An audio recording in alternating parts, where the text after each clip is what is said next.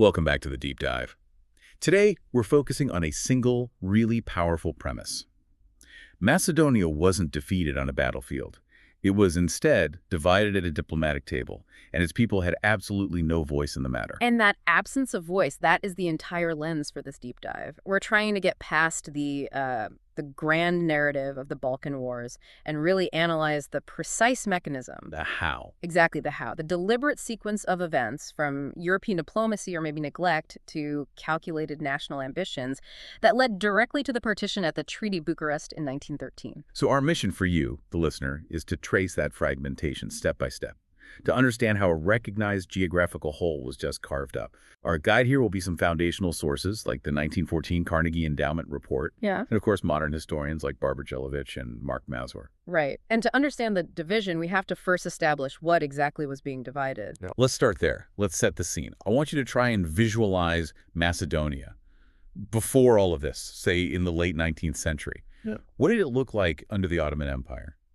Well, what's so interesting is the level of official external recognition it had. Throughout the 19th century, Macedonia was, widely seen as a distinct geographical area, a historical concept. And this wasn't just a local feeling. Not at all. The sources confirm it. It was part of the Ottoman administrative practice. The region was generally made up of 3 Ottoman provinces, or vilayets, Salonika, Monastir, and Kosovo.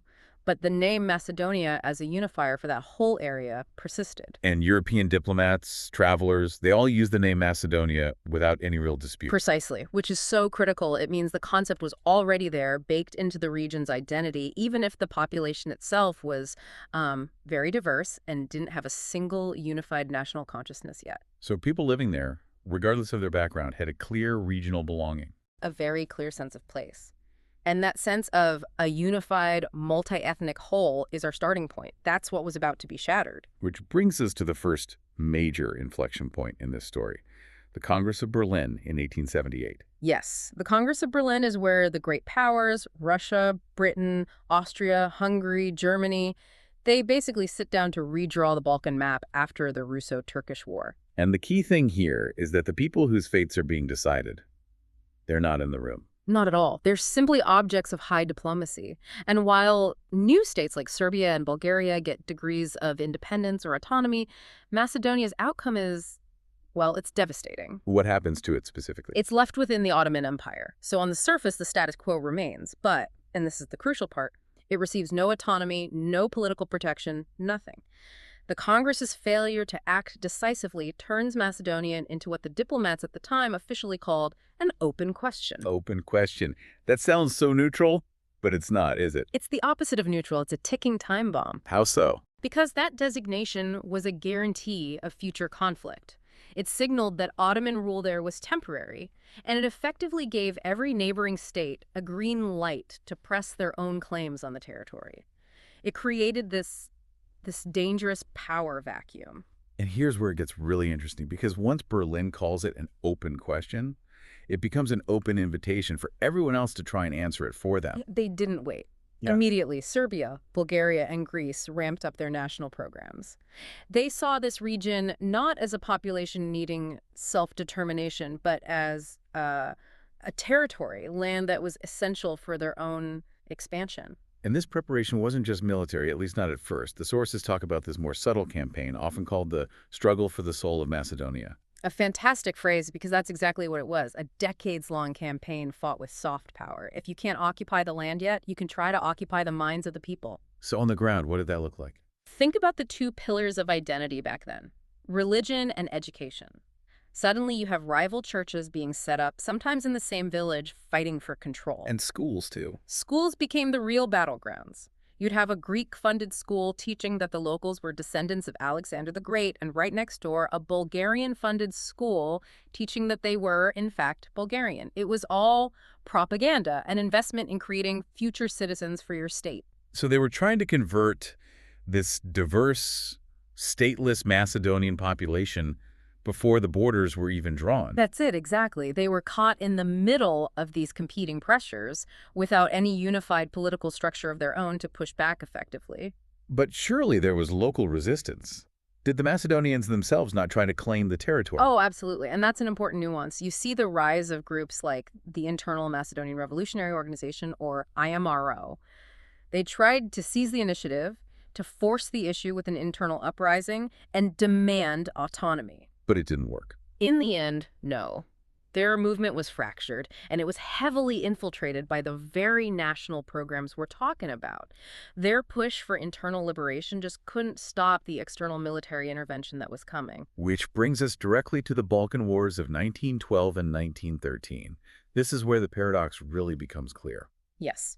Because globally, the First Balkan War was framed as this glorious united Christian liberation, the final push to expel the Ottomans from Europe. Heroic narrative. Right. But the analysis in the Carnegie Report is much more sober. For Macedonia, the wars mark the beginning of the end of that geographical hole we talked about. Ottoman authority vanished, yes, but it wasn't replaced by freedom. It was replaced by what the report calls a new occupation. A new occupation by the so-called liberators. The Balkan armies raced to claim as much territory as they could physically hold.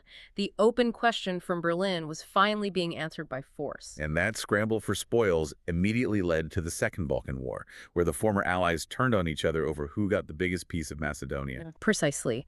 That conflict just cemented the divisions and forced the great powers to step in one more time to make it official. Which brings us to that definitive moment. August 1913, the Treaty of Bucharest. This is where the map is formally redrawn. This is the final act. The treaty formally sanctions the division of Macedonia among Serbia, Greece, and Bulgaria. It is a textbook example of what later historians would call a diplomatic amputation. Diplomatic amputation, that's a strong term. It's fitting because of the sheer arbitrariness of it. The new borders didn't follow language or religion or even geography. They simply followed the military front lines from the wars. They were drawn to secure railroads, ports, strategic assets. And the role of the local population in drafting this treaty that would define their lives. Total exclusion. The sources are absolutely clear. One account puts it perfectly. Without referendum, without question, without voice. The division was purely a matter of negotiation between the Balkan states and the great powers. So what did that mean for people on the ground? The day after the treaty is signed, what changes? The consequences were immediate and they were severe. The new borders brought on these aggressive assimilation campaigns. The regional Macedonian identity, which had been contested but tolerated under the Ottomans, was now seen as a direct threat. So the schools and churches that were fighting for the soul before, now they had the full power of the state behind them to enforce one identity. Exactly.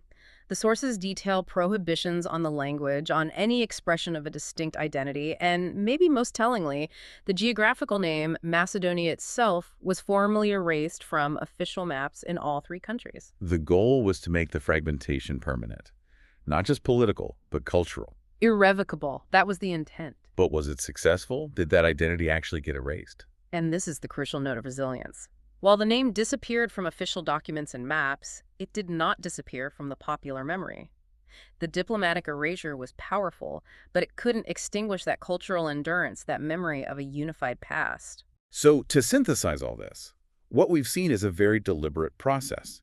It starts with diplomatic ambiguity in Berlin, and it concludes with an imposed treaty in Bucharest. Yes. The division wasn't an accident of history. It was a two-stage process. First, imperial diplomacy created the instability, the open question. And second, that vacuum was ruthlessly exploited by what the report calls the Balkan appetites. The history can't be changed, but our goal here was to understand that mechanism.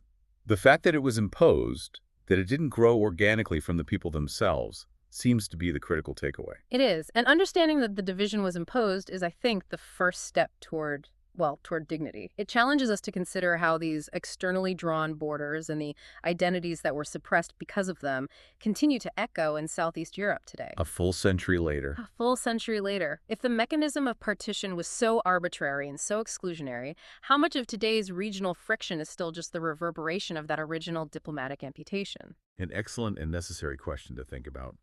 Thank you for taking this deep dive with us. We'll see you next time.